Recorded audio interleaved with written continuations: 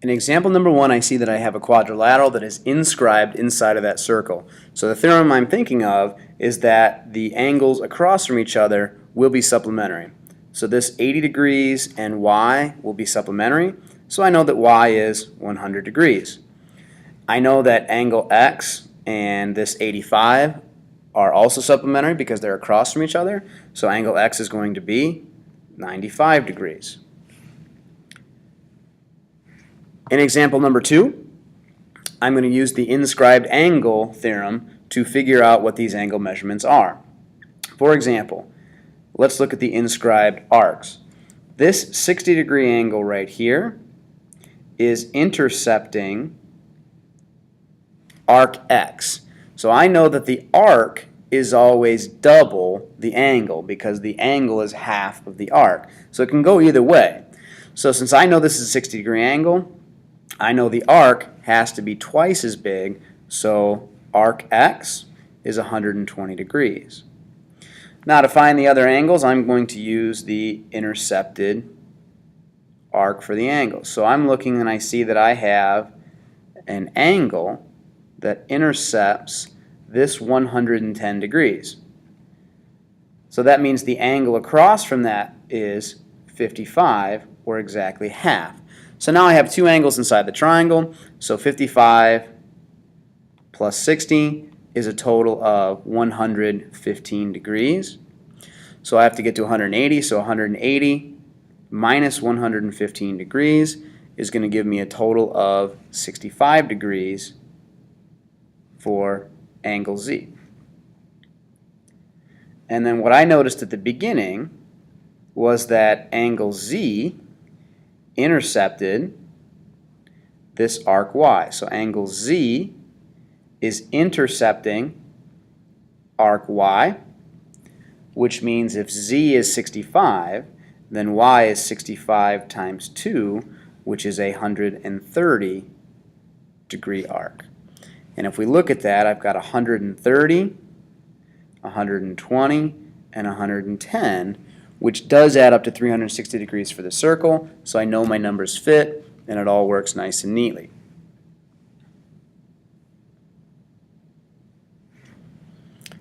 Example number 3. I may have marked this in your notes, I may not have. We need to know that this chord and this chord are parallel to make this work.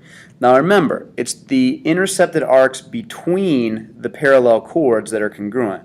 So it's arc X that is congruent to this intercepted arc down here. So I have both of these. So what I see is I have all four pieces of the circle marked with something, either a number or a variable. So what I'm going to do is simply take those four pieces and say, well, arc X plus 100 plus arc X plus 80 has to equal the total circle of 360. So I get this equation that says 2x plus 180 equals 360, which means 2x equals 180, and I'm getting that x is a 90-degree arc.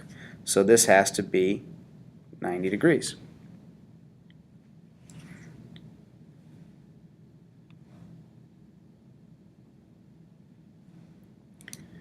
Example number 4. Example number 4 shows that I have Km is 10.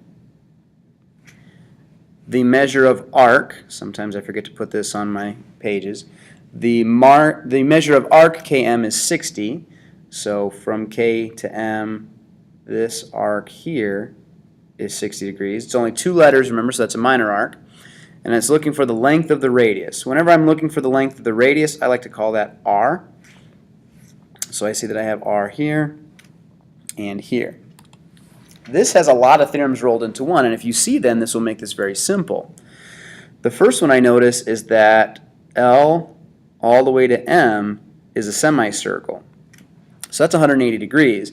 So I'm going to use the theorem that says the inscribed angle LKM is half of that, which means this is a right angle.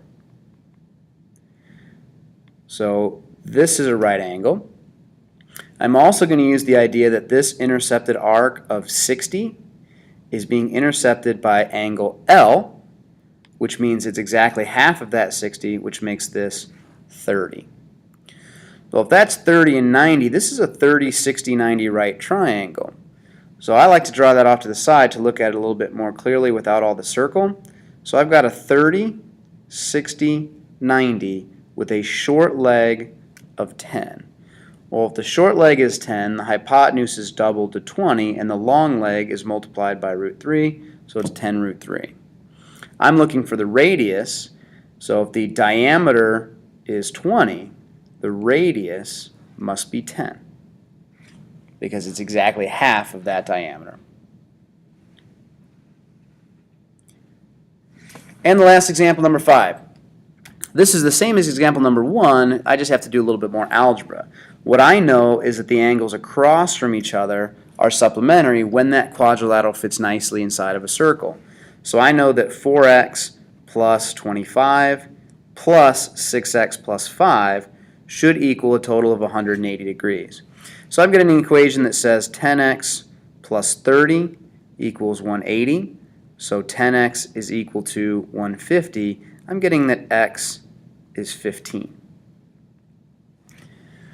Now I can use that to find the other angles, because if x is 15, then this angle up here that's 5x minus 5, 5 times 15 minus 5 would be 75 minus 5, which is 70 degrees. So if that's a 70-degree angle, I know it's also supplementary to its opposite angle, which in this case is y. So y must be 110 degrees.